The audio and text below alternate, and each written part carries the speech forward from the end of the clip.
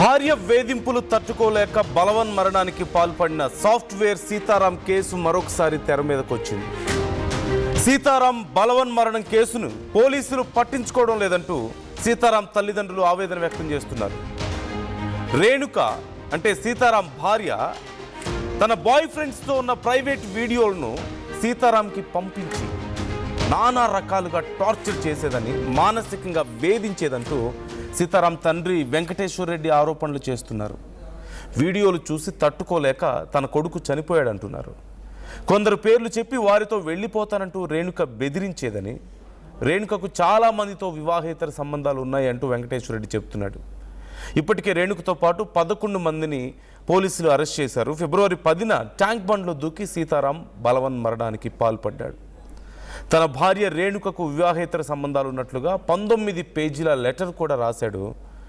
తన భార్యకు ఏ లోటు లేకుండా చూసుకున్నాను, కానీ ఆమె మాత్రం తనకు నమ్మక ద్రోహం చేసింది అంటూ అందులో వాపోయాడు.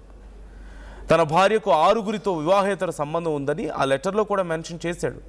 రేణుకతో పాటు ఆమె తల్లిదండ్రులు కూడా మోసం చేశారు అంటూ సీతారాం చెప్పాడు.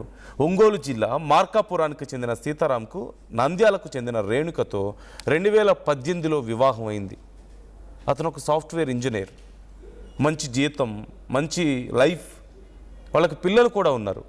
అయితే రేణుకని చాలా బాగా చూసుకుంటున్నప్పటికీ కూడా అనేక మందితో వివాహేతర సంబంధాలు పెట్టుకొని పదుల సంఖ్యలో, ఒకరు ఇద్దరు కాదు, పదుల సంఖ్యలో వివాహేతర సంబంధాలు పెట్టుకొని భర్త అడిగితే భర్తనే బెదిరించి తిరిగి కేసులు పెడతామని, ఇంకా అది ఏ స్థాయి వరకు వెళ్ళిందంటే చివరికి ఆ యువతి ఎవరెవరితో అయితే వివాహేతర సంబంధాలు పెట్టుకుందో ఆ వీడియోలన్నీ రికార్డ్ చేసి భర్తకి పంపించేది.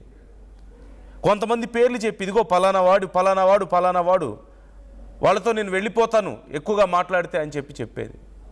2 చిన్న పిల్లలు, వాళ్ళు ఏమైపోతారో అని భయపడి నోరు మెదపలేక తనకున్న బాధని నలుగురిలో చెప్పుకుంటే తన పరువే పోతుందని లోపలే ఆ బాధని అణుచుకొని, అలాగని భార్య చేసే ఈ దారుణాలు చూడలేక భరించలేక మానసికంగా చిత్రవద అనుభవించి